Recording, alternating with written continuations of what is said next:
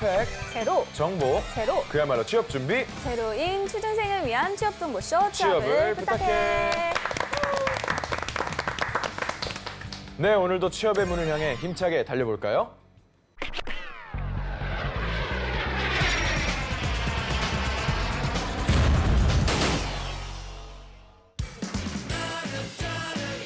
너의 취향을 저격해주마. 취향 맞춤 기업 정보 톡. 취향 저격 이 회사는 어때?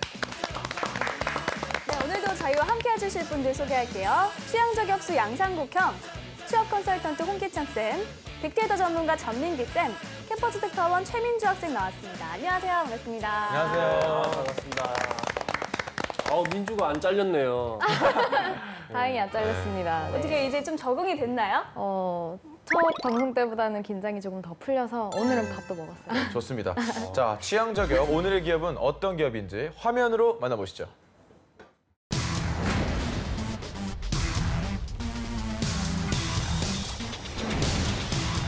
네, 오늘의 기업은 국내 최대 도서 유통기업인 교보문고입니다. 1980년 사람은 책을 만들고 책은 사람을 만든다는 고 신용호 회장의 뜻에 따라 설립됐고요. 도서 유통과 함께 디지털 콘텐츠와 문화 공연, 전시, 모바일, 북카페와 교재 출판 및 영업 등 다양한 문화 사업을 하고 있습니다. 1993년 회원제 통신 판매 제도인 교보 북클럽을 시행해 회원수 1만 명을 확보했고요. 전국 16개 오프라인 매장과 국내 최대 도서 데이터베이스를 활용, 책과 국내 학술 논문도 검색할 수 있다고 합니다. 2012년 본사를 파주 출판단지로 이전했는데요. 그래도 여전히 1호점이자 최대 매장인 광화문점은 하루 평균 7만 명이 방문할 정도로 교보문고의 중심 역할을 톡톡히 하고 있답니다. 네. 교보문고 다들 가보셨을 텐데요. 단순 서점이나 문구점 정도로 생각하기 쉬운데 교보그룹의 계열사로 하나의 기업이라는 걸 좀 유념해 주시기 바라면서 대정 씨도 교보문고 가보셨죠? 네, 저도 교보문고를 자주 갔던 게 이제 핫트랙스라고 있을 겁니다. 맞아요. 그래서 거기서 CD를 막 사고 그랬던 기억이 있네요. 그리고 거기서 팬사인회도 되게 자주 했었어요. 네, 제가 또 팬사인회는 또 안 가봐가지고 네, 잘은 모르겠는데요. 뭐 우리 최민주 학생은 또 교보문고에 대한 또 얘기 좀 네, 부탁드릴게요. 저도 역시 핫트랙스에 이제 제가 좋아하는 가수들의 브로마이드를 이렇게 구매하러 자주 갔었고 어떤 제가 가수 좀 좋아했어요? 그때 브로마이드. 저는 동방신기를 좋아해서 네, 많이 구하러 갔던 기억이 있습니다. 네, 우리 꾸기 형은? 저도 또 워낙 또 책 읽는 걸 또 좋아하고 예, 최근에도 또 너의 췌장이 먹고 싶어라는 책을 또 읽어봤고 하지만 요즘에 이제 근데 갈수록 확실히 근데 좀 잘 안 가지는 것 같아요. 왜냐하면 인터넷으로 저도 이제 약간 이게 가서 근데 사실 읽는 만의 그만의 재미가 있는데 좀 이제 현실적으로는 좀 이제 변화가 되는 시점이 아닌가라는 생각이 들더라고요. 예. 네. 조 쌤이 교보문고에 대한 빅데이터는 어떤 게 있을까요? 네, 지난 1년 동안 36만 1,080여 건 정도 언급이 됐습니다. 오랜만에 언급량이 많은 그런 회사였고요. 연관어를 보면은 책, 서점, 광화문, 재고 확인, 핫트랙스, 알라딘, 예스24, 인터파크, 영풍문고, 작가 베스트셀러, 카페, 매장, 강남 등의 단어였거든요. 그러니까 교보문고하고 연관될 수 있는 거의 대부분의 단어들은 다 나오지 않았나 이렇게 생각이 됩니다. 네, 그럼 교보문고의 채용은 어떻게 진행될까요, 홍 쌤? 최근에 채용이 있었는데요. 그러니까 여러분들 기업의 채용 공고가 뜨는 걸 보면 그 기업이 요즘 어떤 투자라든가 어떤 움직임이 있는지도 예측이 가능해요. 그러니까 교보문고도 보면 웹 모바일 서비스 개발, 그다음에 스토리 작가 관리 직군도 채용이 있었고요. 그다음에 이북 MD, 어플리케이션 개발, 또 고객 상담 이런 식으로 좀 직군 채용이 있었습니다. 그래서 소비재 업계를 도전하는 분들이라고 하면 또 다양하게 도전할 수 있는 하나의 기업 중에 하나이다. 그렇게 보시면 되겠습니다. 네, 알겠습니다. 자, 이번에 학생들의 의견 들어볼 텐데요. 현장 분위기는 어땠나요? 아무래도 이제 교보문고가 학생들에게 굉장히 익숙하고 친숙한 곳이다 보니까 인터뷰를 하는데 다양한 의견이 나왔던 것 같아요. 네. 그러면 교보문고에 대한 친구들의 얘기 화면으로 확인해 보겠습니다.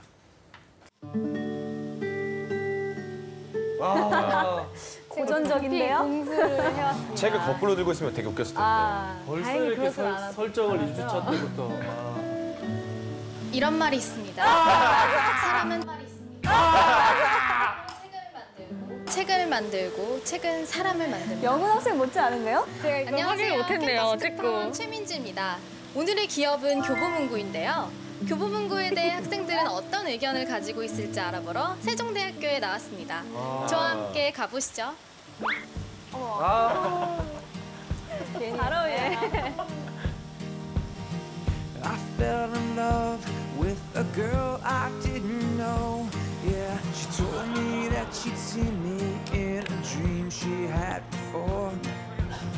She held my hand. 혹시 한 달에 책을 몇 권 정도 읽으세요? 거의 일주일이나 2주일 정도 간격으로 한 권 정도 읽는 것 같아요. 책을 굉장히 많이 읽으시네요. 그러면은 여기서 제가 퀴즈를 하나 낼 텐데 올해 노벨 문학상 수상자의 이름은? 가즈오 이식으로 씨로 알고 있습니다. 이거 대부분 모르시던데 평소에 영국계, 서점에 일본이나. 자주 네, 가시는 편인가요? 맞아요. 온라인 서점을 성우형 갑자기 왜 그러세요? S24. 인터넷 서점의 가장 큰 장점은 전자책을 볼 수 있다는 거잖아요. 혹시 전자책을 이용해 보신 경험은 있나요?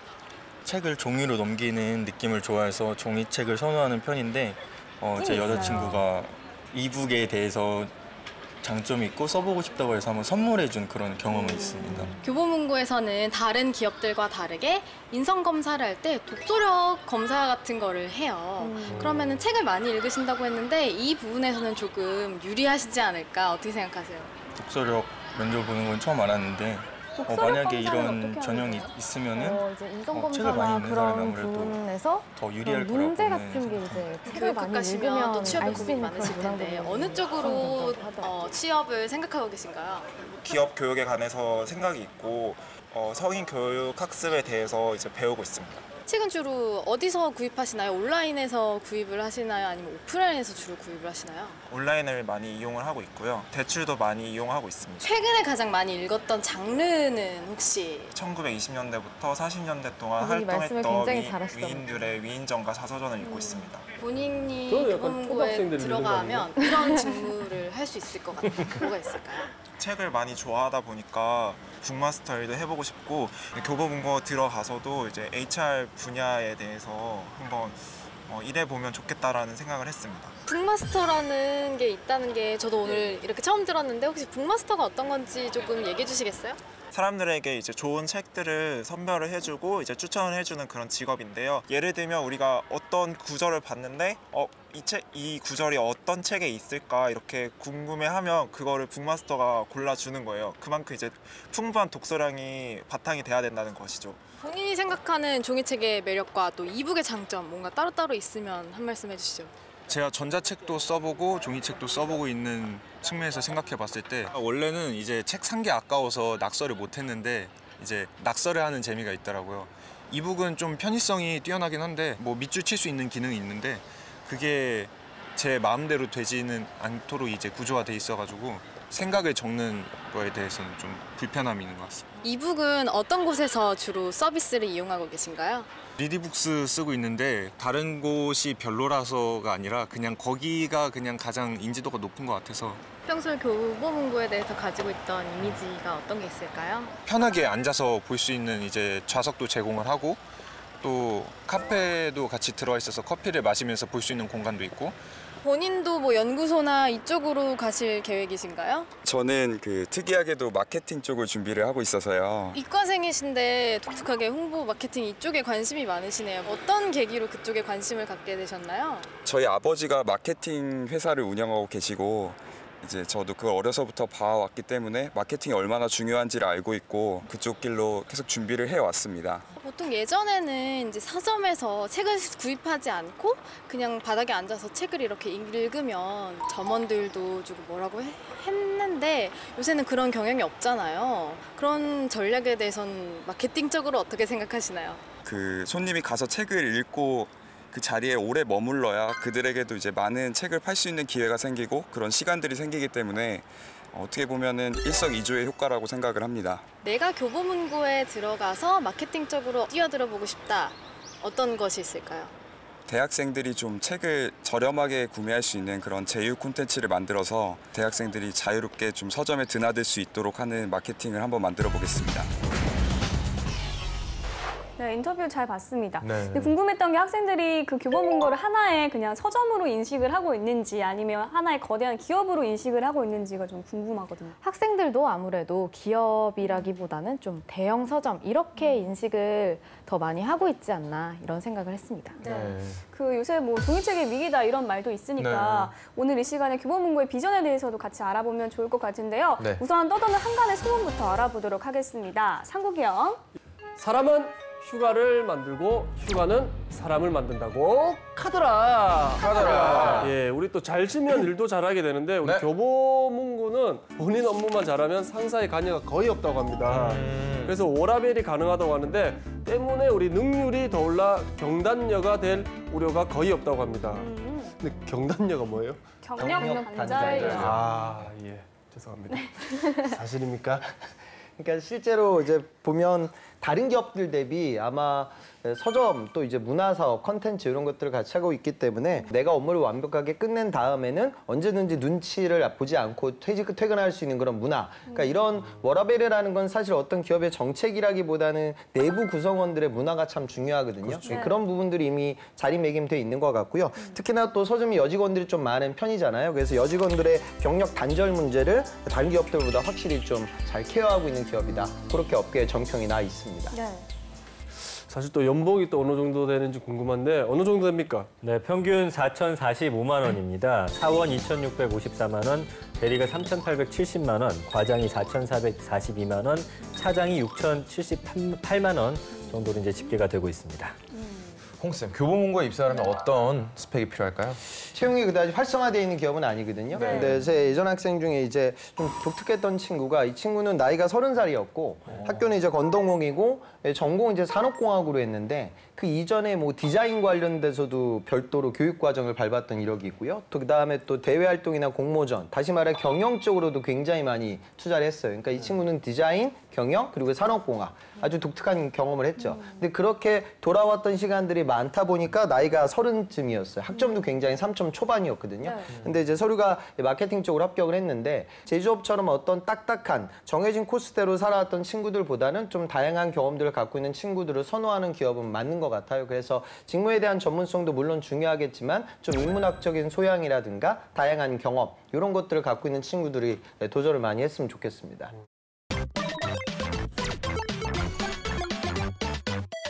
자, 이번엔 기업에 대해 깊숙이 알아보도록 하겠습니다. 핫한 키워드로 기업을 저격해보는 시간이죠. 상국이 형. 네, 핫한 키워드로서 저격하도록 하겠습니다. 우리 교보문고의 해시태그 한번 보도록 하겠습니다. 짜잔! 샵 문화전도사, 샵 뭘 해도 최초입니다. 우리 앞서 우리 교보문고는 우리 단순히 책만 파는 게 아니라 여러 가지 문화 사업을 한다고 했는데요. 그러다 보니 서점이 안 하던 일들을 많이 했다고 합니다. 그것도 맨 처음 시작한 게 많다 보니까 뭘 해도 최초라는 수식어가 많이 붙어 있다고 합니다. 네, 업계 최초로 뭘 했는지 좀 알아볼까요, 전쌤? 일단은 1989년이면 다들 기억하실지 모르겠는데 이제 제가 통신 태어난 해예요. 아 그렇습니까? 네. 그 오래전부터 1989년에 업계 최초로 온라인 정보 시스템 천리안을 이용해서 통신 판매를 시작을 했고요. 그다음에 이제 1995년이거든요. 이때 이제 고객 모니터제를 업계 또 최초로 도용을 합니다. 그리고 1996년에는 업계 최초로 자동 주문제를 실시하고요. 2000년에는 업계 최초로 독서 전문 상담직 북마스터 제도 시행, 또 국내 최초로 이북 회원제 서비스를 시행을 합니다. 2004년에는 이제 북클럽 회원 300만 명을 또 동종업계에서는 최초로 돌파를 합니다. 그러면서 같은 해 고객 만족도 8년 연속 1위를 하게 되고요. 2010년 6월 기준으로 해서 그동안 판매된 책만 해도 총 3억 8,961만 5천여 권. 네, 이걸 쭉 나열하면은 지구를 2바퀴 이상 돌 수 있는 정도의 책을 판매한 거고요. 2010년 12월에는 매출 5천억 원을 돌파합니다. 북클럽 회원은 1,000만 명을 돌파하면서 국민 5명 중 1명 정도는 이제 가입을 할 정도로 많은 분들이 가입을 하셨고 2011년에는 한국산업 고객 만족도 15년 연속 1위, 그리고 2012년에는 브랜드 파워 10년 연속 1위, 골든 브랜드 타이틀까지 거머쥐게 되는 그런 우리는 그동안 사실 서점으로만 알고 있었지만 이런 위대한 업적들을 많이 이룬 그런 기업입니다. 네, 최초와 함께 정말 다양한 일을 많이 한 것 같은데 교보문고의 역량이나 시장 경쟁력이 굉장할 것 같습니다. 홍쌤 어떤가요? 실제로 이 서점업계가 과거에는 이제 도서 정가제가 도입되기 이전에는 할인 관련된 부분들을 아주 전략적으로 이용했어요. 그리고 그를 통해서 서점들끼리 경쟁을 했는데 도서 정가제가 이루어지고 나서부터는 이제 가격보다는 서비스로 경쟁을 해야 되는 상황이죠.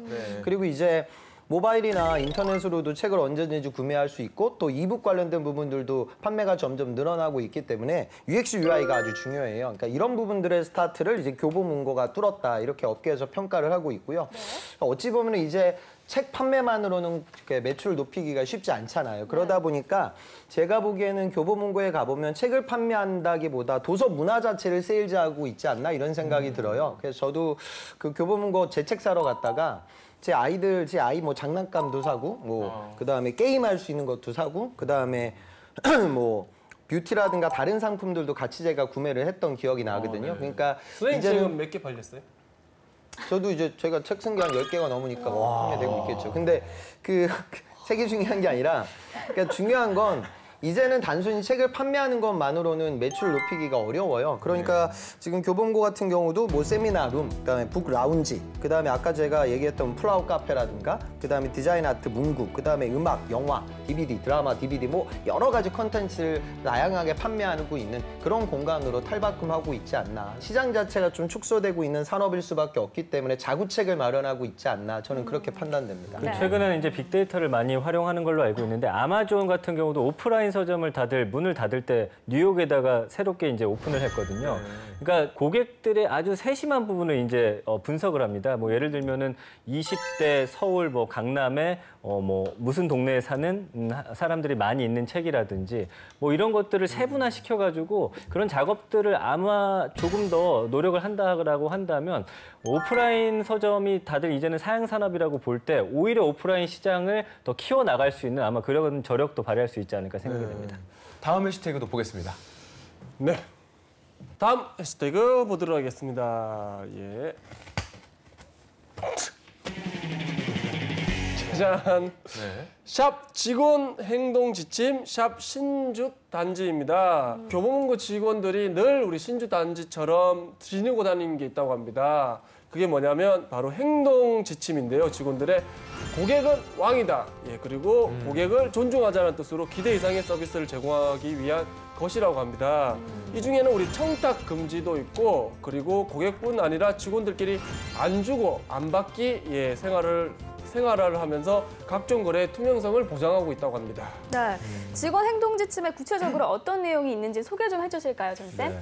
고객 만족도를 계속해서 뭐 15년 연속 1위 하는 건 다 이유가 있는 것 같습니다. 그래서 직무윤리 행동 규범 제정이라든지 우리의 다짐, 실천 서약서, 자기 점검표를 늘 지참을 하고 다니면서 이런 데 위반되는 사항이 없도록 스스로가 이제 관리를 잘 해야 되는데 임직원 또 사원들이 어디서 무엇을 하고 또 하지 말아야 하는지를 알게 해주는 그런 책자입니다. 그래서 거래처하고 거래할 때 합법하게, 투명하게 해야 한다는 것을 강조하고 있고요. 동등한 파트너로 인식을 해야 되고 거래를 관련할 때도 투명성을 유지하면서 어떤 불법적인 로비라든지 청탁 이런 것들은 일체 벌어지지 않도록 노력을 하고 있고요. 청탁 금지법을 행동 지침으로 또 제정을 해놨습니다. 그래서 공사를 구분해가지고 사적인 일을 직위를 이용해서 이용하지 말 것을 사원들에게 당부하고 있고요.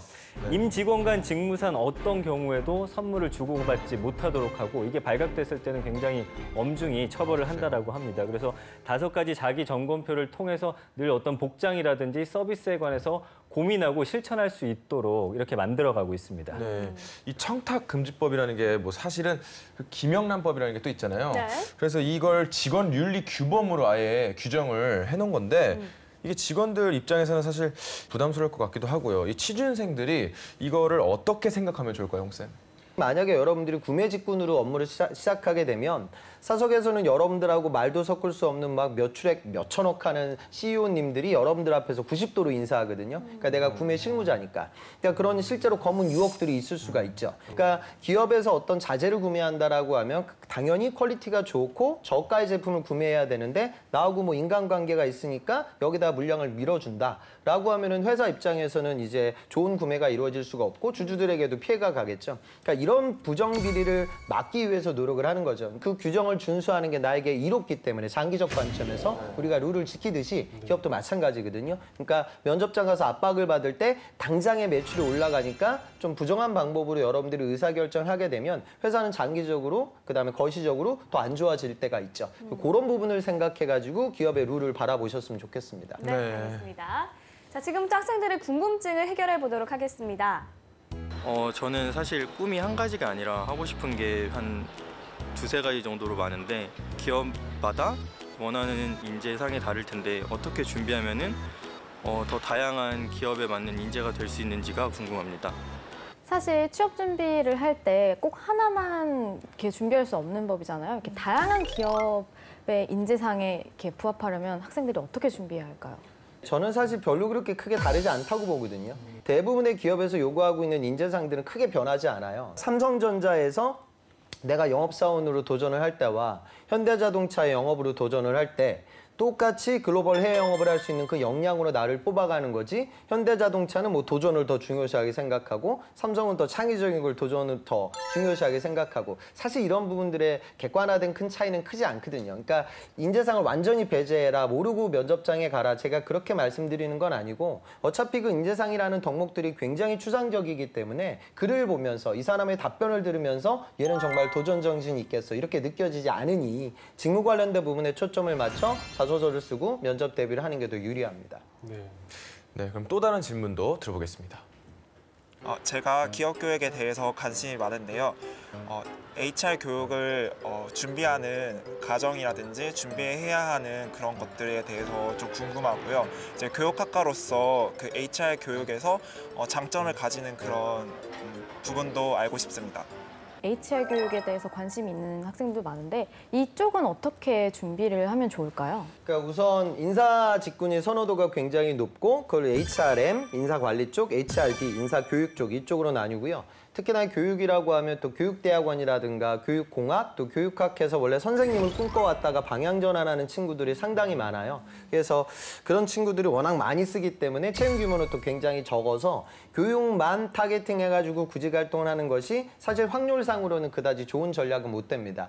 근데 도전을 할 때 여러분들 아셨으면 하는 건 기업에서 벌어지고 있는 인사교육은 서비스직이에요. 그러니까 현업에서 있는 사람들이 부담이 되지 않는 수준에서 능동적으로 교육에 참여할 수 있는 그런 서비스 마인드를 갖춘 교육 담당자로 거듭나겠다. 기본적으로는 이런 서비스 마인드를 좀 보는 포지션이다. 그걸 좀 이해하셨으면 좋겠습니다. 네.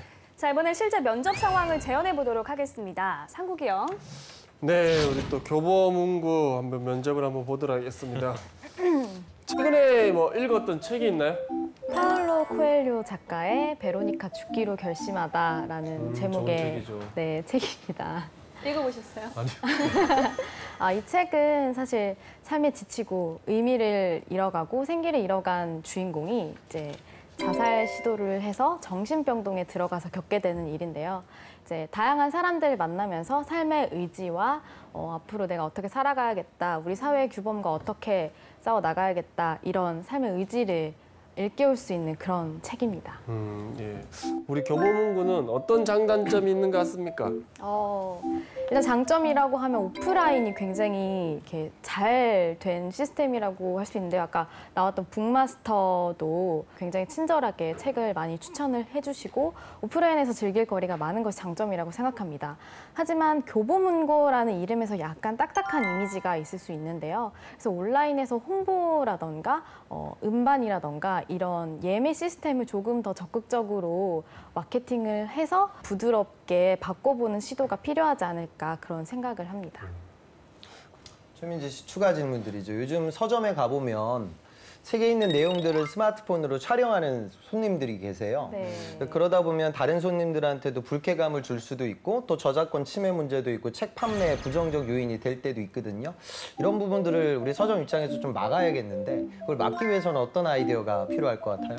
촬영을 한다거나 책 내용을 베끼는 것을 일일이 다 케어할 수는 없다고 생각합니다. 그래서 그 막기보다는 온라인에서 조금 더 무료로 서비스하는 그런 게 좀 생기면 괜찮지 않을까 생각을 합니다.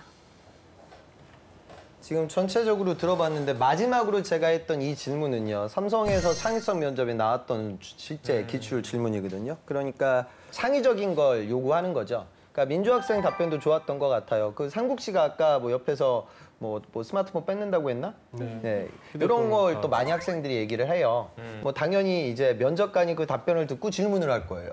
아니 그러면 저기 서점에서 책 고르면서 전화하는 고객들도 있을 것이고 인터넷 검색도 해야 되는데 그걸 뺏는다는 게 좀 컴플레인하는 고객들이 많아지지 않을까요? 그래서 여러분들이 더 집중해서 준비해야 되는 건 내가 이런 식의 아이디어를 개진했을 때 면접관이 분명히 질문이 들어올 거니까 그 질문에 대한 대비책이 미리 나오거나 가슴속에 킵돼 있어야 돼요. 그래야 나중에 그 답변에 대한 디펜스가 가능하니까 그것 좀 생각했으면 좋겠고요. 민주학생 답변도 저는 좋았던 것 같아요. 그러니까 교보문고를 이용하는 고객들이라고 하면 그 어떤 고객들보다 문화적인 성숙도가 높은 고객들이겠죠. 근데 우리가 영화를 볼 때 누구도 동영상으로 촬영을 하지 않는데 서점에서는 촬영을 하는 건 아마 인식의 문제가 될 거예요. 그래서 이번에 경제학상 너치 효과가 받았듯이 부드러운 개입을 통해서 뭐 이 문제를 해결하기 위한 어떤 광고 문구라든가 서점에 배치될 수 있는 어떤 카피라든가 뭐 이런 이야기도 할 수 있겠죠. 그러니까 정답은 없지만 참신한 아이디어를 개진하거나 안 그러면 내가 어떤 아이디어를 냈을 때 그거에 대한 대비책 이 부분이 면접장에서는 더 중요하다. 민주학생은 지금 초반에 나왔던 그런 책에 대한 질문들이나 이런 내용들은 아주 좋았던 것 같아요. 제가 만약에 어떤 뭐 전략이라든가 방안에 대해서 묻는다고 하면 그 여러분들이 답변을 하실 때 세그멘트 하면서 좀 세분화시키면서 접근하는 게 좋아요. 우리가 책을 구매하는 고객들은 내가 인포메이션이 필요해서 구매하는 고객들이 있고요. 쇼핑에서 그냥 옷을 고르듯이 지금 이 베스트셀러? 그리고 여기 나와 있는 표지, 이 내용, 이 컨셉이라고 하면 내가 구매해야겠다. 시장을 나눠서 생각하는 접근과 그 책의 컨셉이라든가 장르에 맞춰서 마케팅 전략 방안들이 달라지거든요. 그러니까 그런 부분들을 좀 이해하고 답변을 하면 더 좋아질 것이다. 지금 민주학생 화법이 아주 좋으니까 이야기가 아주 전달은 잘 되고 있는데 그런 부분들까지 고려하면 PT 면접장 가서 더 잘 이야기를 할 수 있을 것 같습니다. 네, 알겠습니다. 자, 지금까지 교보문고에 대해서 이야기해봤는데요. 민주학생 어떤 매력을 느꼈나요? 기업이라고 생각해 본 적은 사실 없었는데 이번 기회를 통해서 정말 좋은 기업이다. 특히 이제 본인들에게는 엄격하고 소비자들에게는 한없이 너그러운 그런 따뜻한 기업이라는 생각이 들어서 굉장히 관심이 많이 가네요. 네, 우리 홍쌤의 정리된 꿀팁도 빠질 수 없겠죠. 강남 교보문고 같은 데 가보면 중간에 이제 공간들이 있어요. 그런데 임직원들만 쓰는 공간인데 실제로 거기 들여다보면 거기서 막 어마어마한 물류가 흘러가고 있거든요. 그러니까 이제 오프라인도 있지만 온라인 배송도 있기 때문에 책이라는 건 프로모션, 좋은 책, 이것만 중요한 것이 아니라 누가 물류를 효과적으로, 그 SCM도 상당히 중요하고요. 빅데이터도 아까 민기 팀장님께서 이야기하셨지만 정말 좋은 이야기인 것 같아요. 책이라는 상품을 어찌 보면 이 사람이 지금 온라인 서적에서 이러이러한 서적을 구매했어? 그럼 100% 취준생이겠네. 취준생인 것도 알 수 있고 그다음에 구매했던 인적성 그 책의 종류만 봐도 그 친구의 전공도 유추가 가능해요. 그러면 요 나이 때 취업을 준비하고 있는 이런 전공의 친구라고 하면 다음번에 이 책을 봐야겠네? 이런 데이터를 뽑아내기가 정말 좋은 게 아마 책이 아닐까? 그런 생각이 들어요. 여러분들이 책을 사서 구매하고 읽는 이런 식의 프로세스만 얘기하지 말고 서점 내부적으로 복잡 다양한 책의 다양한 종류들을 정확하게 적재적소에 유통시키기 위한 SCM 그리고 독자들의 수많은 빅데이터를 활용해서 새로운 마케팅 인사이트를 도출해내는 일련의 과정 이런 부분들도 같이 책을 많이 읽는 여러분들의 과거 경험과 덧대이게 되면 덧붙이면 더 설득력이 올라가지 않을까 그렇게 생각됩니다. 네. 오늘은 교보문고에 대해서 알아봤는데요. 교보문고를 오랜만에 가보고 싶은 생각도 들고 다시 광화문 좀 걸어보고 싶다는. 음반 말고 책도 좀 사세요. 그러니까요. 빨리 한번 빠른 시일 내에 가보도록 하겠습니다. 네, 오늘은 여기까지고요. 저희는 다음 시간에 찾아오겠습니다. 감사합니다.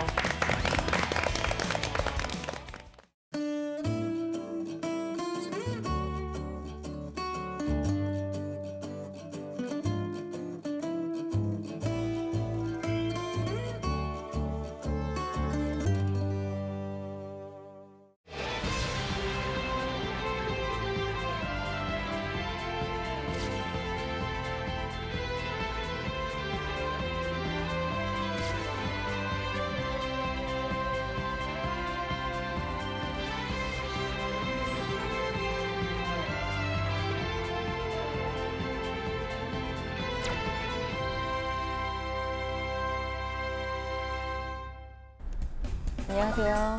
안녕하세요. 민성 씨 자기소개해 주세요. 네, 안녕하십니까. 도미노를 넘어뜨리는 아트 디렉터 한민성입니다. 저는 3가지 경험을 통해 저만의 도미노를 쌓고 넘어뜨리면서 살아왔습니다. 첫 번째, 저는 하와이에서의 경험을 통해서 실패를 통해 정말 그것을 긍정적인 힘으로 바꾸는 그런 자세를 갖게 되었습니다. 두 번째 경험은 부산대학교에 다니면서 애니메이션을 전공을 하면서 스토리텔링이라는 강점을 제가 갖게 되었습니다. 세 번째는 앞서 말한 2가지를 열심히 한 결과 2번의 수석을 하게 되었고 그걸 통해 좋은 성적을 받게 되었습니다. 저는 앞으로 제2기획에 입사하여서 저만의 또 도미노를 세우고 그것을 또 넘어뜨리는 그런 아트 디렉터가 되도록 하겠습니다. 감사합니다. 광고를 하고 싶은 이유, 광고 쪽으로 지원한 이유가 어떤 게 있을까요?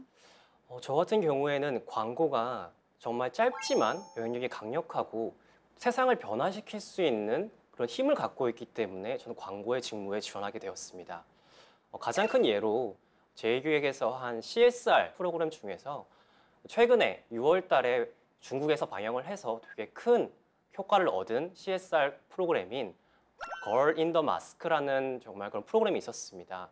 그 프로그램을 봤을 때 9개월을 갖고 있는 아이가 그런 스모크가 낄 때에는 마스크를 끼고 저도 남들과 다 같이 정말 뛰어놀 수 있어요 라고 말했을 때 정말 9개월에 대한 그런 홍보, 그다음에 모금 활동에 대해서 정말 좋은 효과를 얻은 그런 CSR이었었는데 정말 짧지만 세상을 많이 움직였고 또 그런 영향력을 가진 것이 광고의 힘이라고 생각했기 때문에 광고의 업무에 지원하고 싶습니다. 그런데 다른 지원자들도 여기 지원을 많이 했는데요. 네. 그럼 한민성 씨 왜 뽑아야 될까요? 제 강점 같은 경우에는 좀 특이하게 애니메이션 전공임에도 불구하고 광고를 지원을 하였습니다. 제 강점이 바로 스토리텔링 능력인데요. 4년 동안 애니메이션 전공을 하면서 4편, 그 이상의 것들의 그런 스토리를 만들고 짧게나마 그것을 표현할 수 있는 능력을 갖게 되었고 제가 하와이에서 정말 전문가들 밑에서 공부를 했을 때 픽사 스토리 아티스트가 와서 저한테 가르쳐 주신 적이 있으셨습니다. 그때 가장 그분이 말씀하신 저의 강점 능력이 정말 사물을 달리 보는 능력이 있다. 정말 그런 스토리텔링 능력을 가지고 좋은 영향력을 갖다가 미쳐라라고 말씀해 주신 적이 있었습니다. 전 그것을 바탕으로 다른 지원자들과 차별화된 스토리텔링 능력으로 광고 아트 디렉터가 되고 싶습니다. 자기 역량을 잘 표현하는 게 좋은데요. 이쪽 분야에서 보면 굉장히 뛰어난 그런 역량들을 가지고 있는 지원자들이 많아서 민성 씨도 어떤 차별화된 역량을 가지고 있는지 궁금해서 질문을 드렸었고요. 거기에서 강점이 스토리텔링이라는 걸 얘기를 했어요. 그래서 그런 부분이 사실은 어떤 비주얼적인 요소로 이야기를 담고 설득하는 데 도움이 되는 부분이긴 하지만 저는 하나라서 조금 아쉬웠었거든요. 그래서 2가지 정도를 더해서 한 3가지 정도로 나에게 이런 강력한 무기가 있다라고 얘기를 하면 더 좋을 것 같습니다. 하나만 더 물어볼게요. 스토리텔링 아까 강한 거 4편 중에서 가장 소개하고 싶은 거 하나만 소개를 해주세요. 제가 졸업 작품으로 마지막으로 제작을 한 그런 내용을 말씀드리고 싶습니다. 저는 어떤 내용이었냐면은 모래가 진주가 되는 내용이었습니다. 근데 어떻게 보면 요즘 가장 핫 이슈가 작은 힘이 모여서 좀 뭔가를 결과를 이루어낸 그런 것들이 있지 않았었습니까? 저도 그런 것들을 좀 담고 싶어서 작은 모래지만 그런 모래들이 정말 모여서 같이 하나가 될 때에는 정말 극복을 하게 되면 진주가 될 수 있다. 정말 아름다운 보석이 될 수 있다는 것을 그 애니메이션에 짧게 녹여보았었습니다. 지금 근데 본인이 스토리텔링에 대해서 좀 말을 하고 있는데 그쪽은 약간 광고 기획 쪽에 더 가까운 것 같은데 그 부분이 본인의 어떤 아트 디렉터 쪽 지원자로서 왜 그 부분을 지금 강조하고 있는지 그 부분이 어떻게 도움이 되는지를 좀 설명해 주시기 바랍니다. 제가 생각하는 아트 디렉터는 기획도 어떻게 보면 충분히 인지하고 잘 알고 있어야 한다고 저는 생각을 합니다. 왜냐하면 아트 디렉터는 종합적인 비주얼 아티스트로 이것이 왜 기획되었는지도 충분히 이해가 되어야 되고 거기에 대해서 두루두루 알 수 있는 능력이 필요하기 때문에 이것이 결국 마이너스가 될 거라고는 저는 생각하지 않습니다. 저 같은 경우에는 하와이에서 정말 스쿨 오브 일러스트라는 학교에서 6개월 동안 다양한 전문가들 밑에서 그런 비주얼 아티스트로의 역량도 길렀기 때문에 그것이 부족하기보다는 기획 능력이 더 플러스 요인이 될 거라고 저는 생각합니다. 어떻게 플러스가 된다고 생각하시죠? 어떻게 보면은 아트 디렉터도 그런 아이디어를 내야 할 때가 분명히 있다고 생각을 합니다. 그런 어떻게 기획을 해야 되냐, 아니면은 이거 여기서 그 구매층이 어떤 것을 더 선호를 하느냐, 이런 거에 대해서 분석하고 트렌드에서도 분명히 잘 알아야 되기 때문에 그런 트렌드를 분석하다 보면은 그런 어떻게 기획력이라던가 이런 것을 가지고 내가 가진 그런 비주얼 아티스트로 하나의 것을 제작할 수 있다고 저는 생각합니다. 다소 좀 초반부에 면접을 시작할 때 계속 지속적으로 좀 스토리텔링에 강한 사람이라는 것을 좀 강조를 너무 많이 한 것 같아서 약간 그런 부분은 살짝 좀 아쉬웠었고, 그런 부분도 물론 아트 디렉터한테 좀 필요한 영역일 수도 있지만 좀 그런 부분에서 강조를 많이 하다 보니까 자연스럽게 물어볼 수 있는 어떤 질문이었고, 다만 해당 질문에 대해서 아트 디렉터도 어느 정도는 기획에 대해서 관심을 갖고 어느 정도 알고 있어야지 이 전반적인 어떤 광고의 흐름을 이해할 수 있다는 측면에서 대응을 좀 잘했던 답변이 아니었나라고 판단을 하게 되었습니다. 아까 그 픽사 아티스트를 만났다고 그랬잖아요.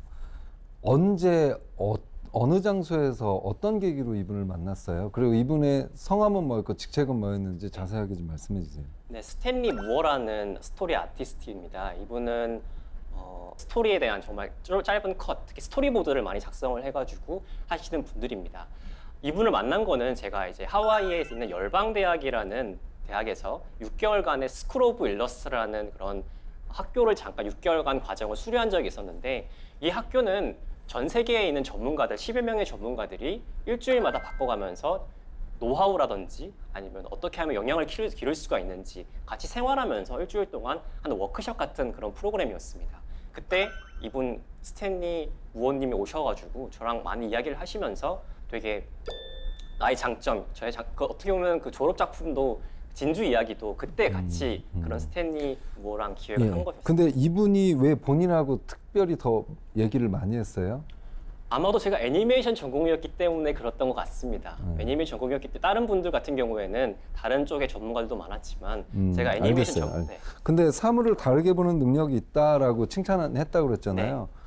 뭘 보고 이렇게 칭찬한 거예요? 아까 제가 졸업 작품으로 했던 그런 모래를 봤는데 거기 모래랑 진주를 보고 이러한 내용을 도출하는 것도 어떻게 보면 그분 되게 칭찬하셨던 부분이고, 거기에서 이제 되게 이미지 트레이닝을 할 때 어떤 사물을 보고 거기 사물 안에서 어떤 점을 끌어낼 수 있느냐, 이런 것들을 했던 적이 있었습니다. 그때 되게 제가 많은 이야기를 갖다가 했기 때문에 스탠리 무어가 넌 되게 통찰력 있다, 사물을 달리 보는구나 라는 말씀을 해주셨던 것 같습니다.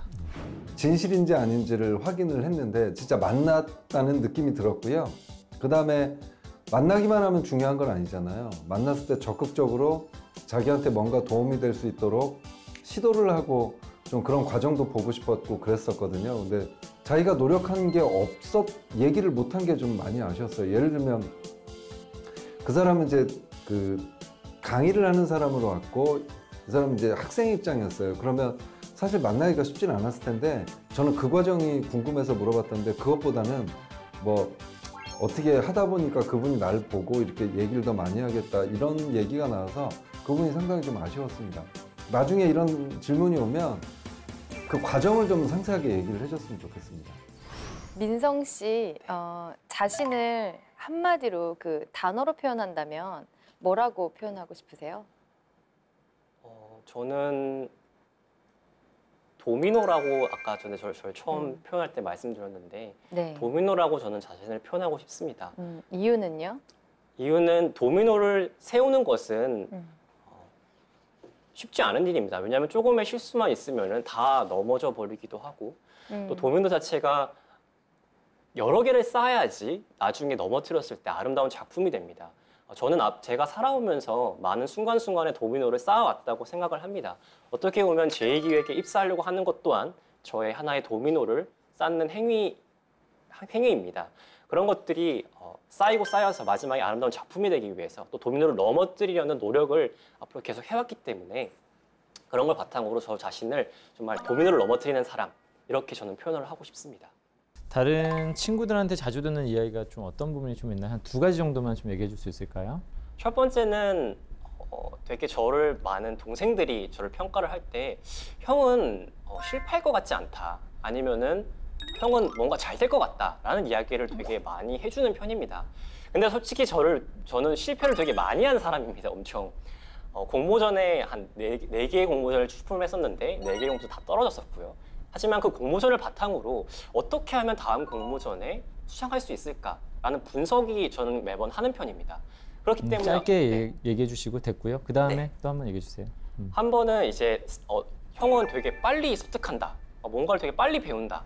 같이 했는데 왜 이렇게 더 많이 하냐라는 식의 위주의 그런 평가를 많이 듣는 혹시 편입니다. 그러면 좀 단점에 대해서 좀 지적해 주는 사람도 있었나요?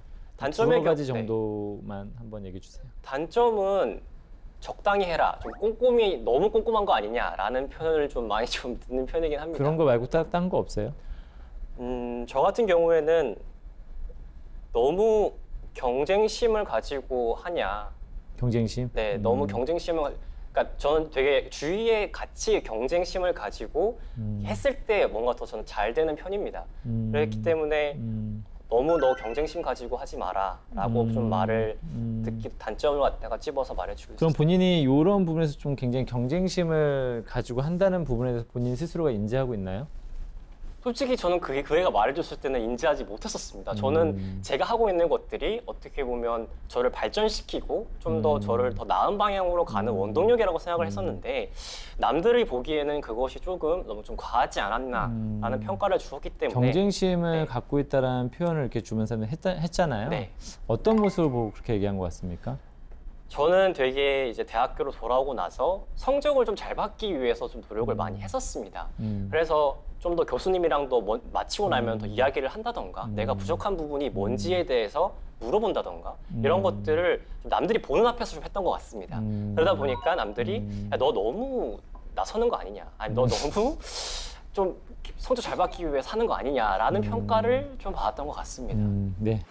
좀 오늘 전반적으로 봤었을 때 약간 좀 공격적이다는 어떤 느낌을 살짝 좀 받았었고 그 부분에서 본인도 좀 경쟁심이 심하다는 어떤 측면에서 지고 싶어 하지 않는구나는 어떤 느낌이 들었는데 이 질문이 저한테 오늘 가장 좀 아쉬웠던 질문 중에 하나였던 것 같습니다. 왜 그러냐면 광고주를 상대해야 되고 많은 사람들을 상대했을 때 의견을 좀 더 수렴하고 그 안에서 자기 의견을 좀 피력하면서 설득하는 과정들이 좀 있어야 되는데 오늘 전체 면접을 봤을 때에도 약간은 뭔가 지려고 하지 않는 경향들이 좀 있었고 그런 부분에서 또 본인이 굉장히 경쟁심이 좀 있다라는 어떤 표현들이 약간 좀 다소 아쉽게 들려졌던 어떤 부분 중에 면접이 아니었나라는 생각이 좀 들었습니다.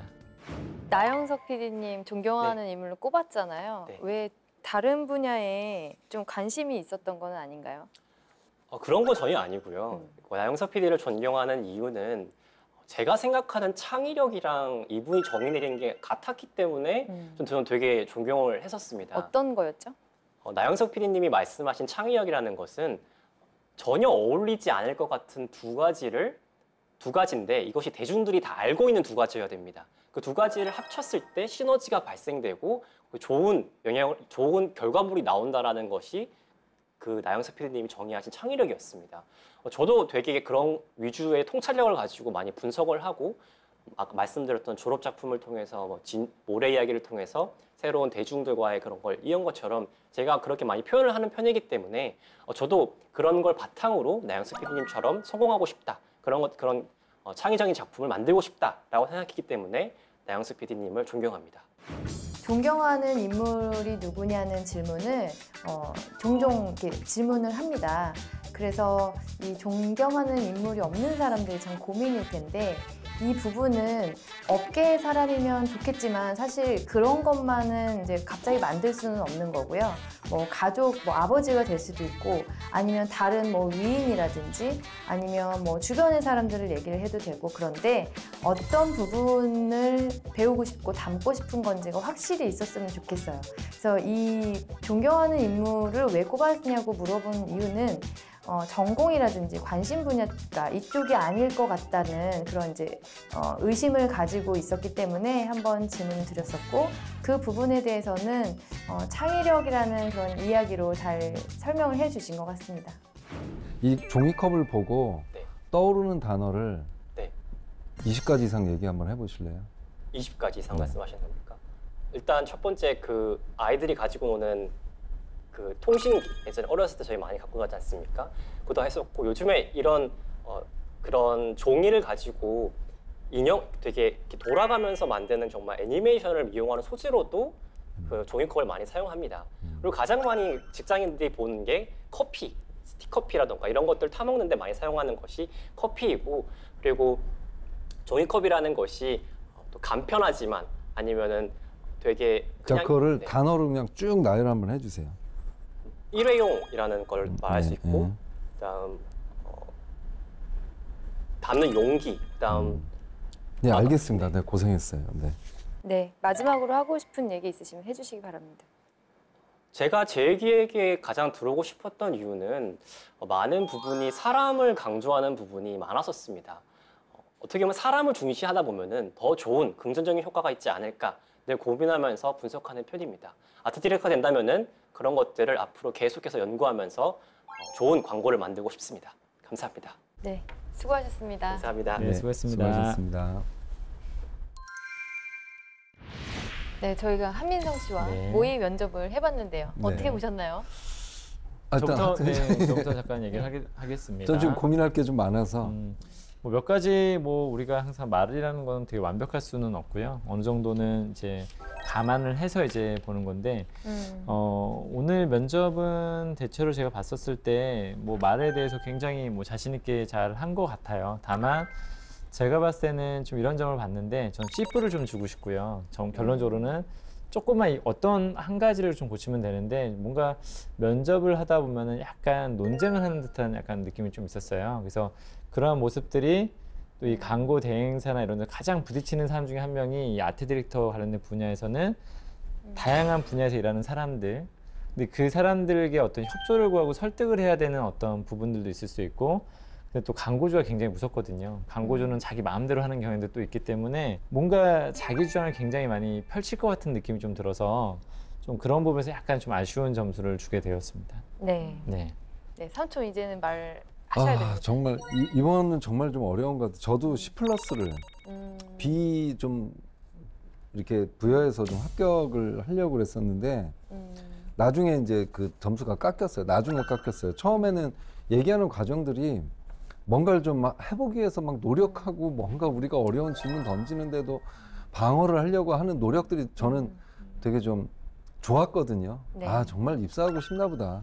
그런데 나중에 제가 오늘 계속해서 했던 게 가슴을 울리고 뭐 사물을 다르게 보는 능력 이런 것들, 그다음에 창의혁신, 인재상에도 분명히 이런 부분에서 마지막에 정말 이 사람은 사물을 다르게 보는 능력이 있는가, 그래서 컵 같은 걸 얘기를 했었는데 거기서 정말 중요한 걸 보여주지 못해서 거기서 점수가 많이 좀 깎였습니다. 아쉽습니다. 저는 그럼 B를 드리겠습니다. 네. 조금 아쉬운 부분들도 보였지만 하고자 하는 그런 마음이나 의지나 태도가 저는 좀 예뻐 보였어요. 예, 그리고 공격을 조금 하실 때에도 잘 방어를 좀 했기 때문에 그런 자세를 좀 많이 봐서 저는 B를 드리고 싶습니다. 네. 역시 오늘 또 좋은 역할을 혼자 다 하셨어요. 저는 원래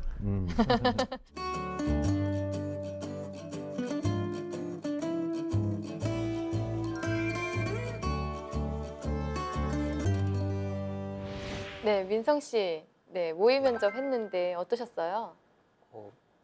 당황하다 보니까 말이 되게 빨라지고 또 말씀해주신 것처럼 되게 어떻게 보면은 살짝 공격적이게 좀 말이 된 것 같아서 좀 그 점이 많이 좀 아쉽습니다. 반성을 하게 되셨군요. 네. 네. 혹시 저희가 했던 질문 중에서 가장 곤란했던 질문 뭐가 있을까요? 네, 저희 삼촌께서 해주신 마지막에 컵을 가지고 한번 창의적인 대답을 해봐라. 이런 것도 준비되지 않은 제가 그런 질문이 들어왔을 때 확실히 당황을 하고 순간적인 머리가 백지 상태가 됐던 것 같습니다. 네, 삼촌. 그러니까 아까 제가 예고는 했었죠. 창의적 사고력이 굉장히 중요하다. 네. 인재상도 여기 창의 있고 직무 자체가 창의면, 창의는 사실 기본적인 어떤 상식이나 정답을 생각을 안 하고 이제 다른 걸 보는 능력이고, 본인도 픽사 아티스트한테 사물을 다르게 보는 능력에 대해서 칭찬을 들었다고 그래서 진짜 그런가 확인하고 싶어서 낸 거거든요. 근데 이게 면접 말고도 필기 같은 데서 나오는 부분이에요. 그래서 준비가 돼 있어야 될 것 같아요. 네, 알겠습니다. 제가 좀 많이 아쉬웠죠, 그 부분이. 네. 네. 그러면 민성 씨, 저희가 면접을 보면서 잘했던 거 또 뭐가 있을까요? 하나 저는 좀 스토리텔링에 대한 이야기를 좀 많이 했는데 사실 좀 너무 많이 강조하고 있지 않나라는 생각이 좀 들었었거든요. 좀 본인 아트 디렉터로서 좀 더 갖고 있는 강점들을 더 많이 설명했으면 좋겠는데 어떻게 보면 제가 볼 때는 기획을 이해한다라는 건 어떻게 보면 서브적인 역량 중에 하나인데 너무 이걸 좀 강조해서 약간 뭔가 광고 기획과 좀 헷갈려 하는 게 아닌가라는 생각이 좀 들었었는데 그 부분에서 제가 좀 질문을 던졌었을 때 이게 어떻게 도움이 된다고 생각했었을 때 디펜스를 잘한 것 같아요. 기본적으로 이것을 하는 사람도 기획에 대한 이해를 하고 있어야 되기 때문에 이런 부분도 충분히 활용되어질 수 있다는 부분에서는 신입들이 또 설명하기 되게 어려웠던 부분인데 그게 또 잘 대응하지 않았었나라는 부분 좀 인상 깊었던 답변이었던 것 같습니다. 네. 네. 그런데 C를 주셨군요. 아니 전체적으로 잘했어요. 사실은 네. 굉장히 잘했습니다. 알겠습니다. 네, 아쉬운 점만 좀 고치면 거의 뭐 퍼펙트합니다. 네. 민성 씨 취업 준비하시면서 좀 어려웠던 거, 궁금했던 거 있으면 질문해 주세요. 저희가 답변 드리도록 하겠습니다. 그 압박 면접에 대한 그러니까 되게 저도 제가 준비한 거 이후에 압박을 받았을 때 되게 당황을 해서 말이 빨라지고 이랬던 것 같은데 거기에 대한 대비책이라던가 이런 팁 같은 게 혹시 있을까요? 제가 봤었을 때는 좀 너무 빨라요. 그러니까 아까 대응하는 걸 봤더니 본인이 마음이 급하고 경쟁심이 좀 있다고 했었잖아요. 네. 뭔가 지려고 하질 않아. 그러니까 압박 면접을 할 때 이길 필요가 없거든요. 뭔가 수긍할 건 수긍을 해줘야 되는데 뭔가 수긍하는 게 없더라고요. 그래서 자신의 어떤 의견을 계속 뭔가 굽히지 않고 말을 하려고 하는 경향들이 좀 있어서 적절하게 좀 아까 생각하는 모습도 좀 보여주셨어야 되고요. 어떤 분은 잠시 생각할 시간을 주시겠습니까? 라고 했으면 좋겠고 어떤 분은 적잖이 약간 당황한 모습을 보여줘도 괜찮아요. 근데 뭔가 하나도 난 그렇지 않은 척 뭔가 되게 떨리는데 긴장되는데 너무 막 맞대응을 하려고 하다 보니까 약간 좀 막 내가 생각했던 의도하지 않았던 말들이 막 나올 수도 있고 좀 그런 경향들이 좀 있었던 것 같아요. 그래서 좀 그런 부분들 좀 보완했으면 좋겠어요. 네. 압박에 강한 사람 하나도 없어요. 네, 그러면 저희가 민성 씨 한 발짝 앞으로 또 취업 성공하기를 바라면서 조언을 좀 해주는 시간을 가져볼까요? 네. 제가 먼저 하겠습니다. 네. 지금 방금 너무 가슴에 와닿는 말씀을 하는데 한 발짝 앞으로. 근데 그 민성 씨는 정말 좋은데요. 어디 가서 딴 데 좀 써먹어야 되겠습니다. 네. 근데 민성 씨는 그런 측면에서 지금 한 발짝 나와 있는 것 같아요. 이미. 면접 관련해서 뭐 훈련 받은 게 있었나요?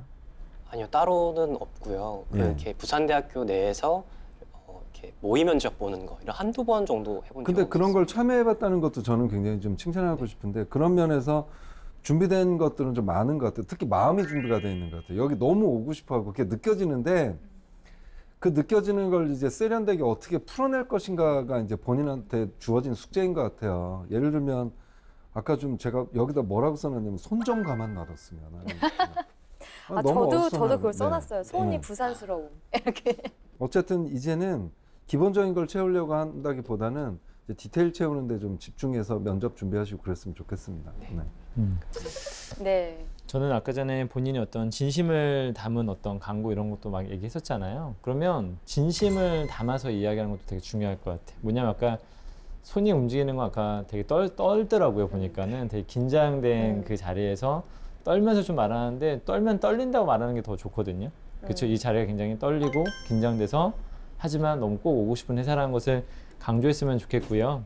그다음에 저는 자기소개서부터 사실은 좀 말씀을 드리고 싶은데 광고라는 건 사람들이 어떤 이 제품에 대해서 인지하지 못한 사람들이 이 광고를 통해서 저 제품은 되게 좋은 제품이구나라는 것을 알게 해주는 건데 본인의 자기소개도 한편의 어떤 광고라고 본다면 전 되게 좋은 광고라고 생각하지는 않거든요.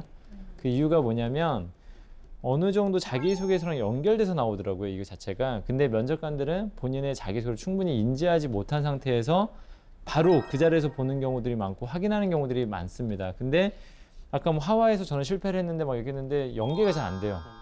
내가 하와이를 왜 갔었는지, 뭘 하기 위해서 갔는지 없이 뭔가 이거를 알고 있어야지만이 이게 연결이 되는 듯이 좀 하셨더라고요. 그래서 자기소개는 그렇게 하시면 안 된다. 사람들은 나에 대한 정보를 좀 모르고 있다는 관점에서 충분하게 이해를 시켜줘야 되는데 그런 부분이 좀 저는 좀 아쉬웠었고요. 그 부분은 그래서 꼭 설명을 해드리고 싶었고요. 그다음에 우리가 단점에 대해서 많이 물어볼 수 있어요. 계속 몇 가지를 대라, 더 설명을 해라. 근데 제가 봤을 때는 좀 조심해야 되는 부분 중에 하나는 경쟁심이 강하다. 근데 저는 그 부분이 나쁘다고 생각하지는 않았어요. 경쟁심이 있을 수도 있다고 생각이 되어지거든요. 근데 본인의 어떤 면접을 대하는 전반적인 어떤 태도가 굉장히 경쟁심이 있어 보이고 뭔가 지지 않으려고 면접관과의 어떤 기에서도 뭔가 밀리지가 않아요. 제가 봤을 때. 예, 그런 게 좀 보였었거든요.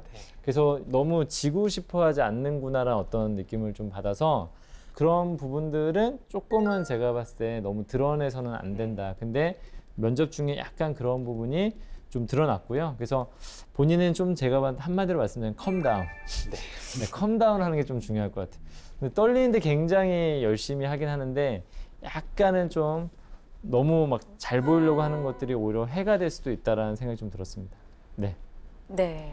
민성 씨 저는 일단 칭찬을 먼저 해드리자면 좀 저는 적극적으로 계속 이 떨림을 가지고 놓지 않고 계속 끝까지 이어가는 그 모습이 저는 좀 좋았고요. 그리고 이제 두 분이나 저도 이제 중간중간에 이렇게 반문을 했어요. 이런 건 아닌가요? 라고 계속 했을 때 중간중간에 웃음을 보이더라고요. 그래서 이제 그런 다른 사람이 반대 의견을 줬을 때 약간의 그 여유 있는 미소를 보이면서 아 그런 거는 아니고요 라고 하면서 어떻게 반문하는 그런 얘기라든지 설명하는 얘기라든지 아니면 뭐 그런 거 아닌가요? 라고 공격을 했을 때 네 그렇게 보실 수도 있습니다. 하지만 하고 얘기했던 그런 화법이라든지 그런 부분에서는 저는 좋게 봤어요. 그리고 지금 면접 좀 떨리는 그런 상황인데 바로바로 대답을 할 수 있다는 것도 저는 준비를 너무 많이 안 되어 있으면 못하는 거라고 저는 생각이 드는데 저도 조금 너무 창의적이지 않아서 만족스럽지는 않지만 그런 부분들을 저는 좀 좋게 판단을 했어요.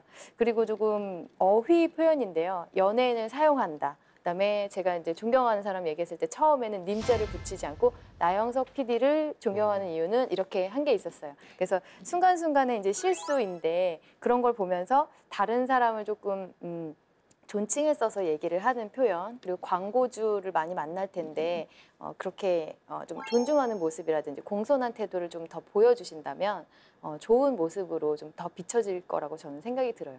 감사합니다. 네, 저희 이 세 명의 조언이 도움이 많이 되셨기를 바라고요. 이 하반기 공채 열심히 준비하셔서 지치지 마시고 꼭 입사 성공하셨으면 좋겠습니다.